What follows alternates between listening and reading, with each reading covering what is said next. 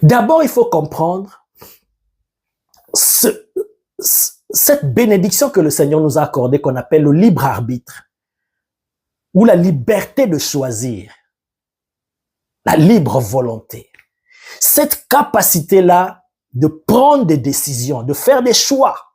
Alors si Dieu, dans sa sagesse, dans sa souveraineté, un jour par la grâce de Dieu, nous allons parler du libre arbitre.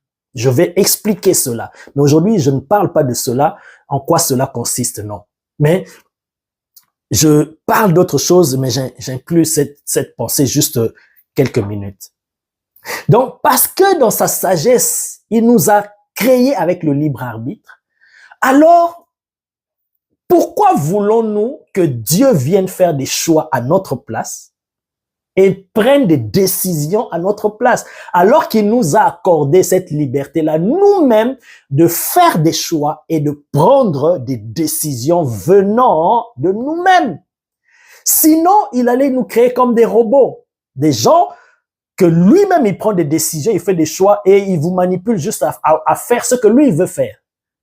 Alors, il faut déjà comprendre que si Dieu nous a créés avec le libre arbitre, c'est parce qu'il veut que nous puissions nous-mêmes faire des choix et prendre des décisions. Ça, c'est déjà quelque chose d'important à le comprendre. Ça veut dire, à partir de ce moment-là, il y a des choses de ta vie qui concernent ta vie, des décisions. Ne t'attends pas à ce que Dieu vienne les prendre à ta place. Tu dois prendre tes décisions toi-même et les assumer jusqu'au bout.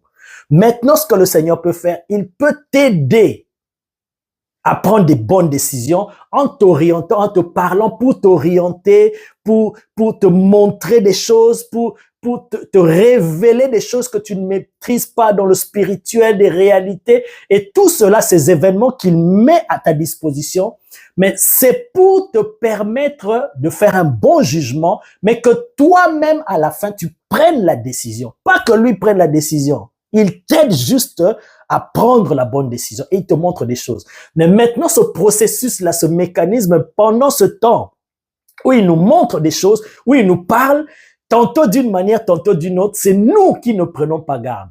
Nous attendons à ce que lui nous parle clairement. Voici mon fils, voici ma fille. Va à gauche, va à droite. Refuse cette proposition, accepte. Non, ça Dieu ne va pas faire.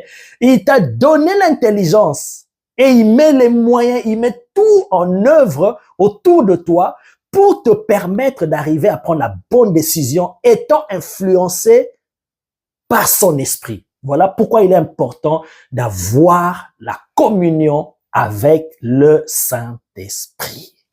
Alléluia.